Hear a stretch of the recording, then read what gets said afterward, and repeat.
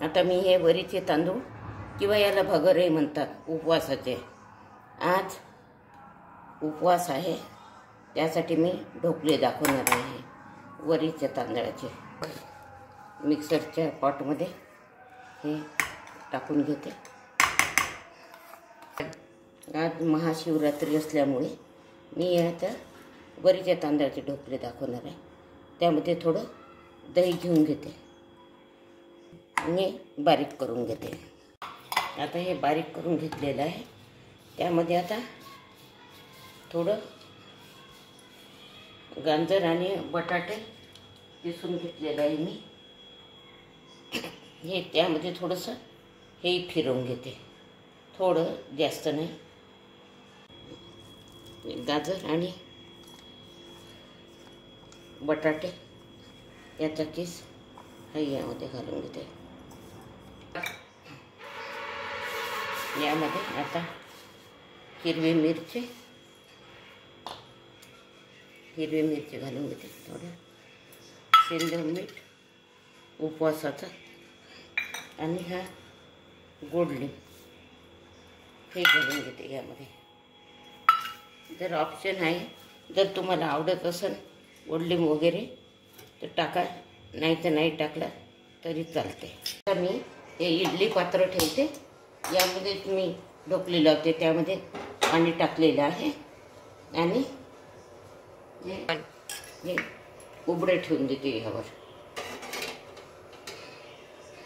याला उकळी आलेली आहे, आता मी हे डब्याला तेल लावून घेते। थोडं यामध्ये तेल घालून घेते आणि याला मिक्स करते। इनो घालते, थोडं यावर पाणी घालून घेते। आता हा मिक्स करून घेते। आता हा डबा तेल लावलेला यामध्ये ठेवून घेते आणि हे सारण पूर्ण यामध्ये ओतून घेते।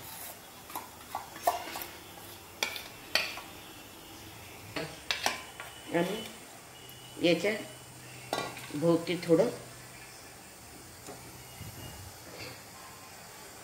तीळ घालून घेते यावर।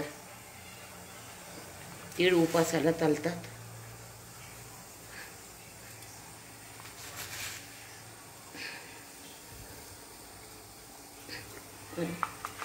झाकण ठेवून घेते। याला उकळी आलेली आहे, आता मी हे डब्याला तेल लावून घेते। थोडं यामध्ये तेल घालून घेते आणि याला मिक्स करते। इनो घालते, थोडं यावर पाणी घालून घेते। आता हा मिक्स करून घेते। आता हा डबा तेल लावलेला यामध्ये ठेवून घेते आणि हे सारण पूर्ण यामध्ये ओतून घेते।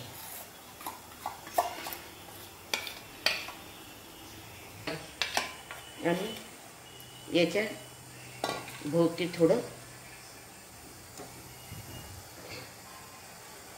तीळ घालून घेते यावर। तीळ उपासाला चालतात।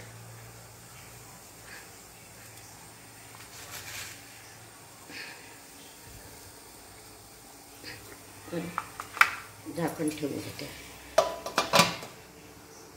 हे माझे उपवासाचे भगरीचे ढोकळे केलेले आहे आणि हे बटाट्याचे पापड, खट्टी मिठी आमचूर पावडरची चटणी, हे त्याबरोबर हे छान लागते। ही माझी जर रेसिपी तुम्हाला आवडली असेल तर माझ्या चॅनलला सबस्क्राईब करा।